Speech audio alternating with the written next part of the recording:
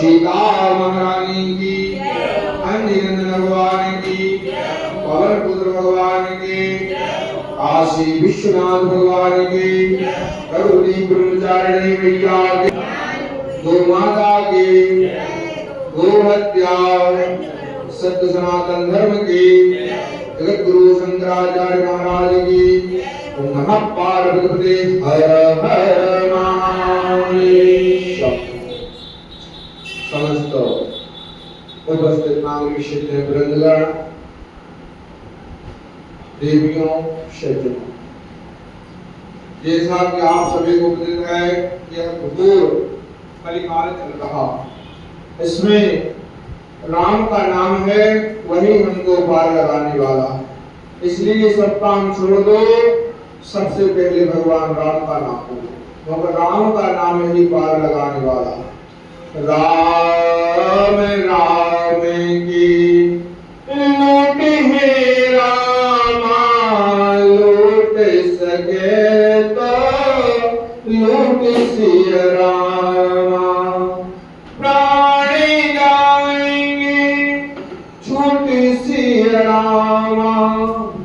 जो है भगवान का नाम हमें चारों आठों याम में लेना चाहिए, हर समय परमात्मा का नाम लेवें। जब हम एक भगवान का नाम लेंगे तो वो हमारी विनती एक नाम से सुने। जो भी आपके इष्ट देवता उन एक भगवान को आप चयन कर लें और उनका नाम ही हमें लेना चाहिए। एक बार क्या हुआ, राम के नाम से ध्यान आया कि जब द्रौपदी जी का चीरहरण हो रहा था तो उन्होंने भगवान के अनेक नाम लिए। कहा द्वारकाधीश, तो भगवान पहले द्वारका गए, फिर वहां से आने लगे, वृंदावन बिहारी लाल, फिर वृंदावन गए, वहां से आने लगे। भगवान को वैकुंठवासी कहा, शेष साई कहा, अनेक प्रकार के नाम लिए। भगवान पहले वहां जाते फिर आते, विलुप्त हो रहा था। जैसे भगवान गोविंद का नाम लिया और जैसे गोविंद का नाम लिया तो भगवान तत्काल ही प्रकट हो गए। गोवा ने होता है क्या? गोवा ने होती है इंद्रियां, और विंध्य अर्थात अपनी इंद्रियों को जो है नियंत्रित करने वाला ही गोविंद कहलाता है।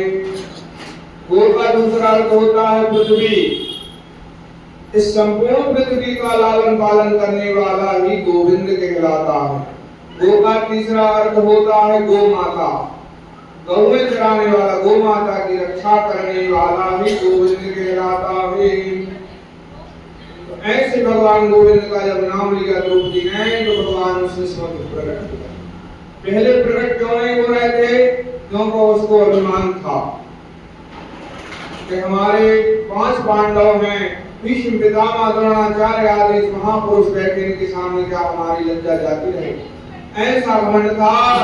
और जब किसी ने कोई हाथ न लगाया, न किसी ने उसकी ओर जो है किया, उसको जो अभिमान था वो नष्ट हो गया और फिर वह गोविंद को पुकारने लगे। कहां जा छिपे हो प्यारे कन्हैया, यहाँ लाज मेरी लुटी जा रही है, कहां जा छिपे हो। बार बार ऐसा चिल्ला रही है, परंतु थोड़ा सा लेशमात्र अभिमान था। कथा का बताने का अभिप्राय है कि अभिमान नहीं होना चाहिए। फिर द्रोणाचार्य आदि की ओर देखा, गुरु गण दौड़ो, पितामह भी देखो, तुमसे तुम्हारी बहु बोलती। बहु घमंड था हमारे भीष्म पितामह महान धर्माचार्य द्रोणाचार्य, और जो भीम नकुल सहदेव को देख रही है, बहुत घमंड था। जैसे देखी और दौड़े उनकी ओर, तो उनकी जो नेत्र हैं वो नीचे झुक गए। क्यों झुक गए? क्योंकि उन्होंने अधर्म का धन खाया। जिसका हम धन खाते हैं उसकी विशेषताएं हमारे अंदर आ जाती हैं। कोई अपवित्र मनुष्य का हम धन खाएं तो उसकी जो बुद्धि विकार है वो हमें आ जाती है। लूटपाट, दूसरों का धन हड़प के नाना प्रकार के दुराचार करके जो कमाई करता है, उनके बच्चों के हृदय में अपने आप दुष्ट प्रवृत्ति आ जाती है। नशा क्यों करने लगते? कोई सिखाता थोड़ी, क्योंकि वो धन का प्रभाव होता है। जैसा खाएंगे अन्न वैसा होगा मन। तो द्रोणाचार्य भीष्म पितामह ने उसकी रक्षा क्यों नहीं करी? इसलिए नहीं करी क्योंकि उन्होंने जो है दुर्योधन का धन खा गए। दुर्योधन का धन खाया था, इसलिए उनकी बुद्धि क्या हो गई? भ्रष्ट हो गई थी। तो कहने का अभिप्राय ये है कि जिसका हम धन खाते हैं वह हमारा मन वैसा ही हो जाएगा। सात्विक पुरुष का धन खाएंगे तो सात्विक प्रवृत्ति होगी, राजस पुरुष का धन खाएंगे तो राजसी प्रवृत्ति होगी, तामसी क्रोधी स्वभाव के पुरुष का धन खाएंगे और उस वृत्ति से लाएंगे तो हमारा स्वभाव क्रोधमय हो जाता। आज लहसुन प्याज आदि वगैरह क्या है भाई? पृथ्वी में उगता है, परंतु वो वर्जित क्यों किया गया खाने के लिए? क्योंकि लहसुन प्याज खाने से हमें क्रोध आता है। हमारे काम संचार की प्रवृत्ति है वो तेज होती है, उस प्रवृत्ति को कम करने के लिए हम उनका इस्तेमाल करते। भाई भगवान ने वो भी बनाए लहसुन प्याज। सकले पदार्थ अहि जग माही, कर्महीन नर पावत नाहि।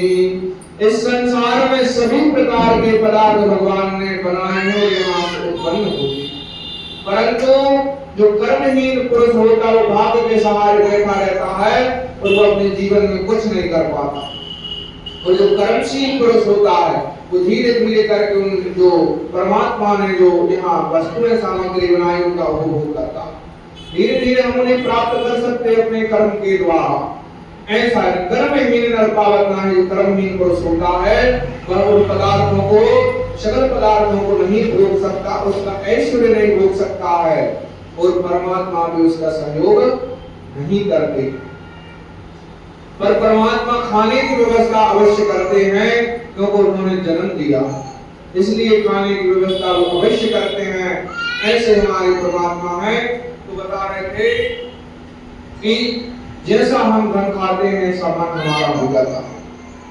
मन एवं मनुष्याणाम कारणं बंध मोक्षे, मन यदि बिगड़ जाए तो हमारा जो मोक्ष है वो बिगड़ जाता है, तो मन यदि सुधर जाए तो मोक्ष हमारा सुधर जाता है। मन से होता है जन्म जन्म में जतन करामे अंत काल, जो अंत काल है उसमें भगवान का नाम क्यों नहीं आता? क्योंकि हमने अपवित्र धन खाया। यदि हम पवित्र धन खाएं और जीवन भर भगवान का नाम लेवें तो वही एक नाम हमारे यहाँ हमको आ जाएगा। पर एक नाम लेवें, एक रास्ते से हम चलेंगे तो हम पार हो जाएंगे और अनेक रास्ते से चलेंगे तो पार नहीं होंगे। अब प्रश्न में ये उत्पन्न होता है, कथा सुनने से क्या हमारे भाव पवित्र हो, हमें ज्ञान की प्राप्ति हुई तो कथा है। अब दूसरे धर्म के लोग क्या कहते हैं कि हिंदू धर्म में भाई 33 करोड़ देवी देवता और बहुत सारे देवता हैं, कौन कौन की पूजा करें? ये तो होता है। तो यहाँ पर इसका बताया गया है कि आपके जो इष्ट देवता, जैसे कोई हनुमान जी को इष्ट देव मान रहा हो, कोई राम को मान रहा हो, कोई श्याम को मान रहा हो, उन देवता का सम्मान करेंगे।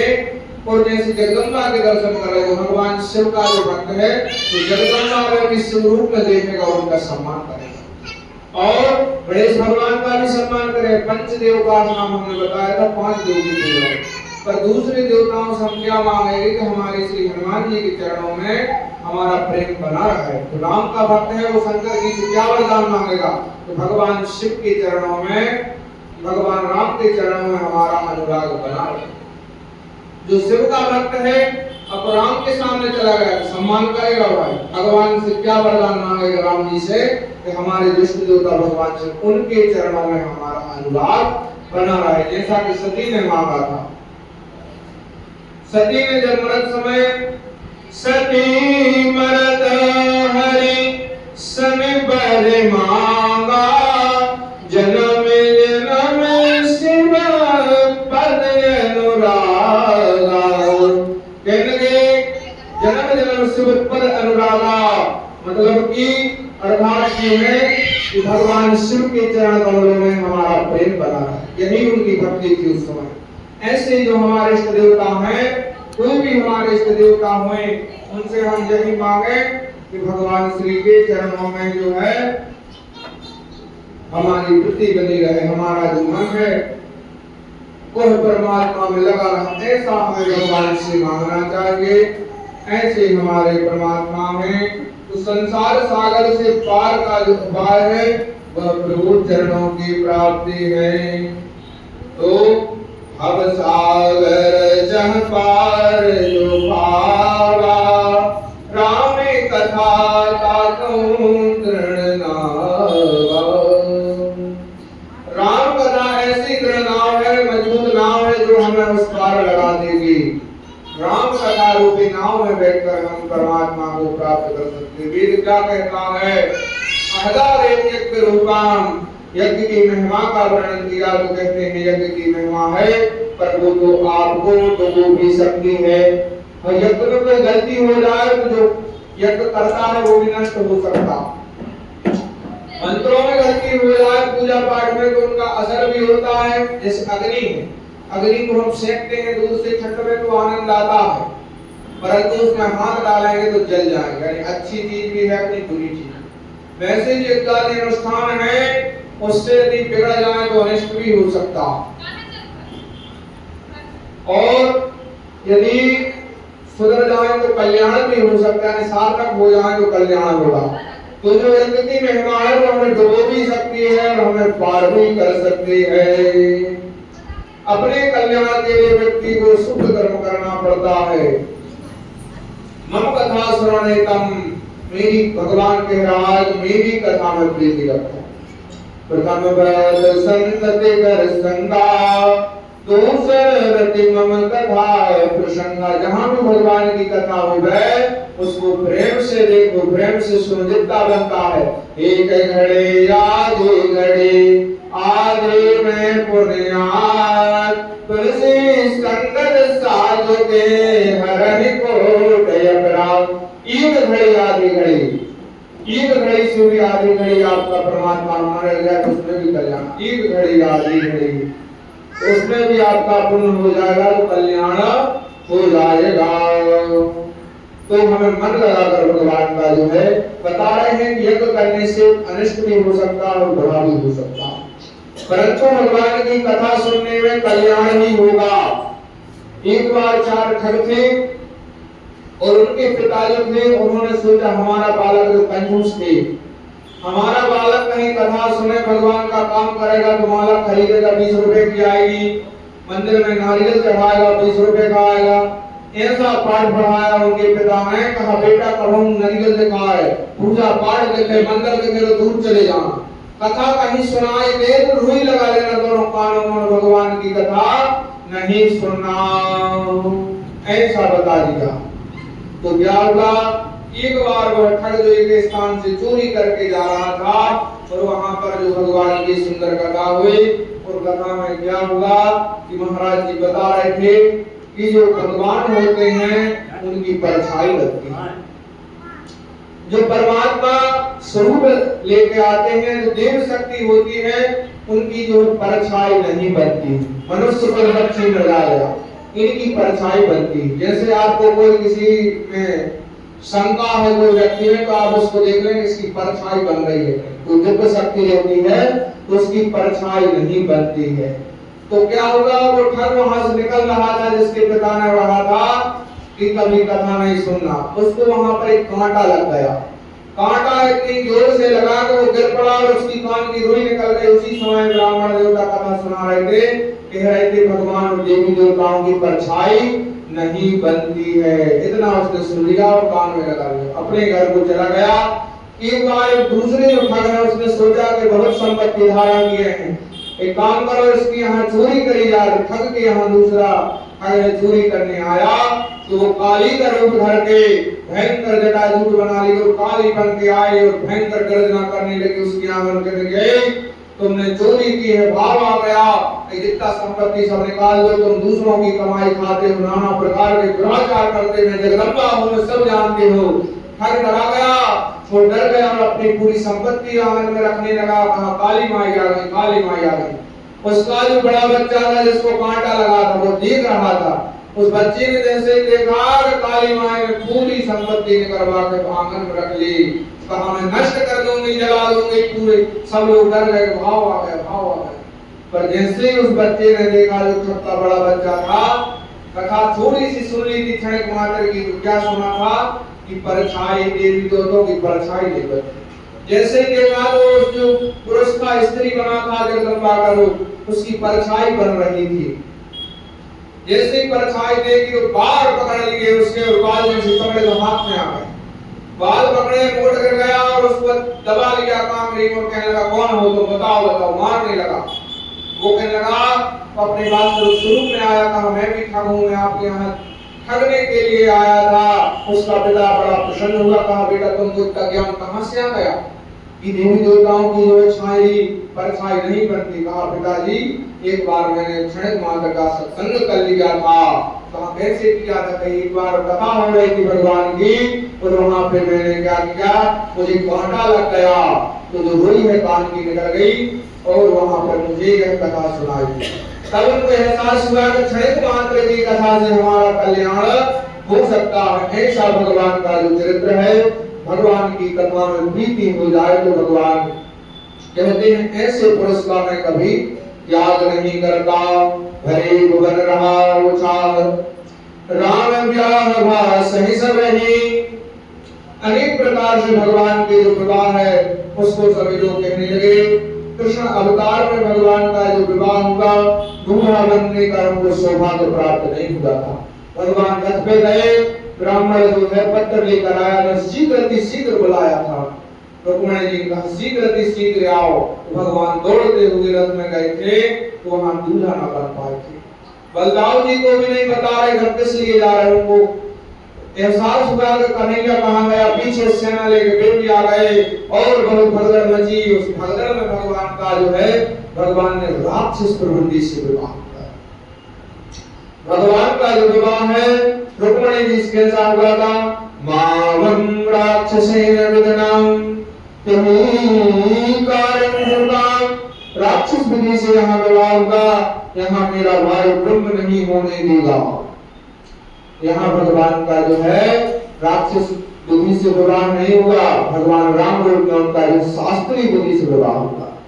तो ऐसा शास्त्रीय विधि से जब भगवान का विवाह हुआ तो मिथिलावासी सभी प्रसन्न हो गए और कहने लगे जो मेरे भाई बंधु हैं उनका भी विवाह हो। तो जो भगवान के राम लक्ष्मण भरत शत्रुघ्न सभी का विवाह एक साथ जगदम्बा आदि की जो शक्तियां हैं वो भी अपने स्वरूप के साथ प्रकट हुई जगदम्बा, तो उनके स्वरूपों के साथ भी भगवती का विवाह हुआ। सुंदर मंगल गीत गाए गए और जैसे विवाह आदि चल रहा था तो क्या होगा, उसी समय परशुराम भगवान का सुंदर प्राकट्य वहां पर होता है।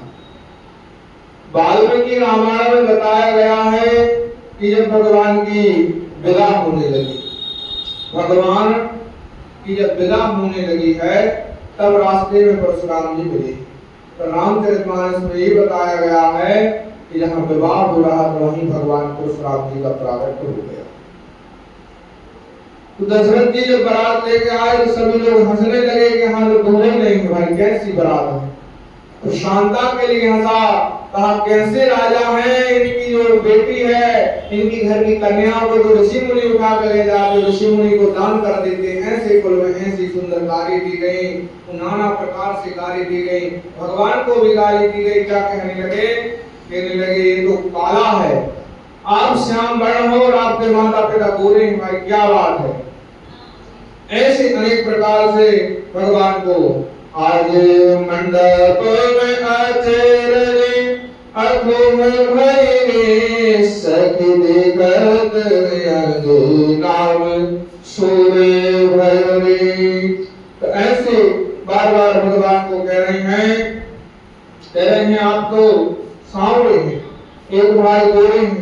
जब विवाह हो गया कहा कि विवाह कैसा होगा, राम जी सांवरे हैं, सीता जी गोरी, लक्ष्मण जी क्या है गोरे हैं, तो उनकी जो पत्नी है लक्ष्मी उर्मिला वो काली है, जो गोरे हैं उनकी काली है, जो काले उनकी ऐसी पत्नियां भगवान को प्राप्त हुई, परंतु उन्होंने किसी प्रकार का क्षोभ नहीं किया। राम कथा से हमको क्या ज्ञान प्राप्त होता है कि हमारा विवाह माता पिता आदि की आज्ञा से जहां पर विधि विधान होता है, जन्म विवाह मरण गति सोई जन्म विवाह, जहां पर मनुष्य का जन्म लिखा होता वही होता है। तो जहाँ विवाह लिखा होता उसी स्थान पर विवाह होता। आप कितने भी मना करें, कुछ भी करें, वैसे स्थिति उत्पन्न हो जाएगी। जहाँ आपका मरण लिखा है संसार, वही मरण होगा। और जो भी गतिविधि है आपके जो है मस्तिष्क में, आपके भाग्य में, यहाँ भगवान की कथा सुनना लिखा था, वो सुन लिया, अपने आप विधान बनते जाता है। जैसे बच्चा खिलौने से खेलते हैं तो खिलौनों को घुमाते रहते हैं, ऐसे परमात्मा के द्वारा जो सब हो चुका है, ये अपन निरुक्त मात्र अवस्था है, ऐसा है।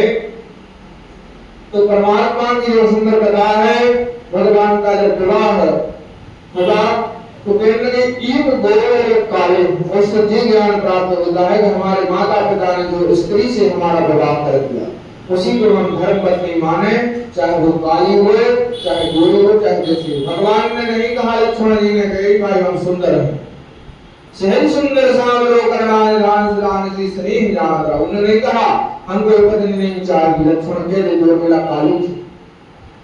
भगवान उस सीता जी कह रहे थे कि भगवान सांवरे हैं, भगवान सांवरे हैं, पर भगवान को सुंदर क्यों कहा जाए? भगवान सफेद थोड़ी, गोरे नहीं है भगवान, हर रूप में भगवान सांवरे हैं, किसी भी रूप में गोरे नहीं। गोरे कौन है? एक माता जी आगे कहने की सफेद शिवलिंग रखी है, पंडित जी की शिवलिंग की स्थापना न करो। कोई लोग बोलते सफेद शिवलिंग की स्थापना करो। करुणावतारम संसार सारम कर्पूर गौरम, जिनका कलर, जिनका रंग कपूर के समान श्वेत है, गोरे भगवान शिव है।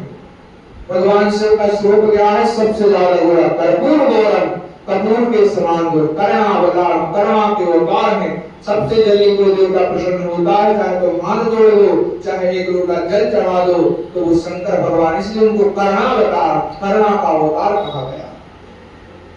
कर्पूर गौरम संसार सारम, संसार को धारण करते हैं।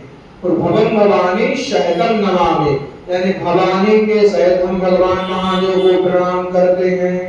यह आरती जगदम्बा का भी है, जगदम्बा की और शंकर जी की भी, दोनों की आरती होती है। इसके बिना हमारा पूरा पूजन कर्म जो है अधूरा होता है।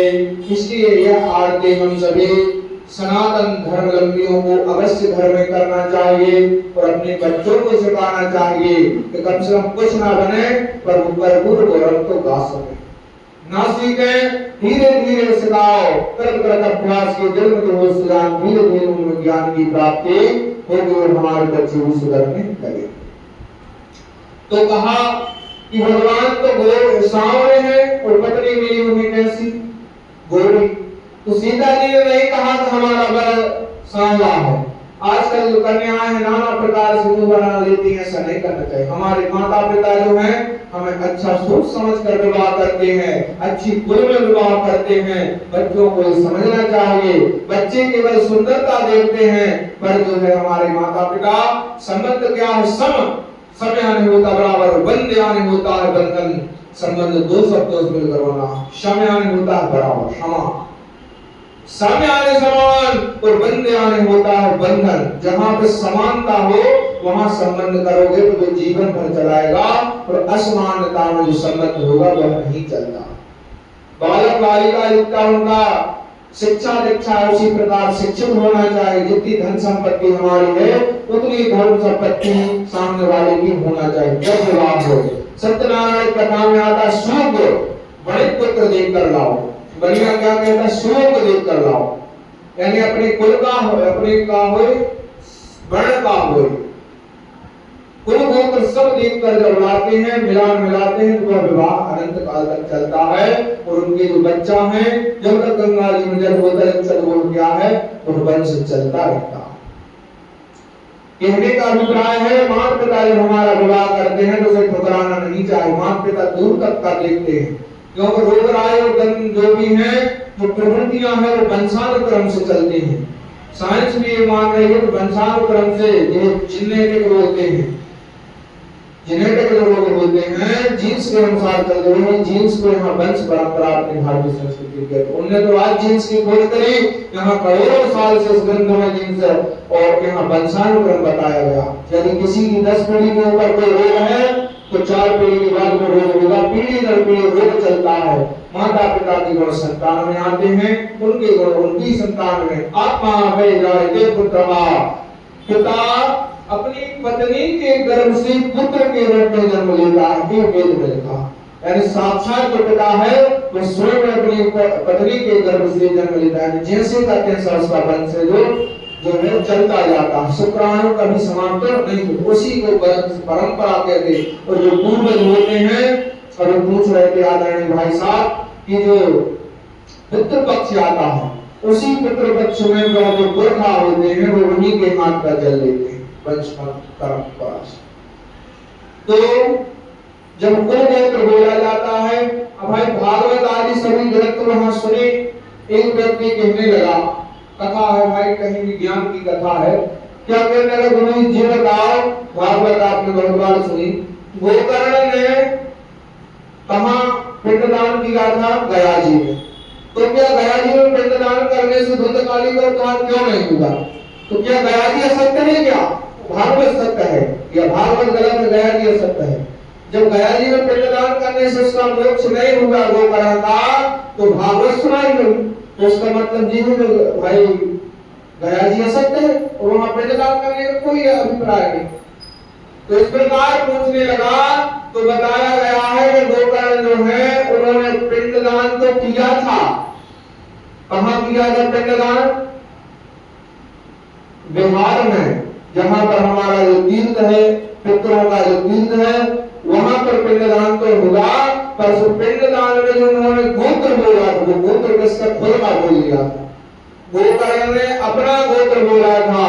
गोकर्ण जो थे आत्मदेव नाम के ब्राह्मण के पुत्र थे, और जो धुंधकाली का उनका पुत्र नहीं था।